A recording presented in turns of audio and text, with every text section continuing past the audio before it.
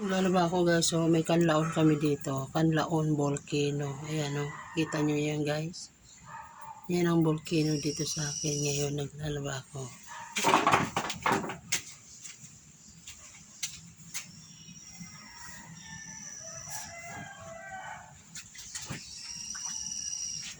Yan, natuno ang volcano.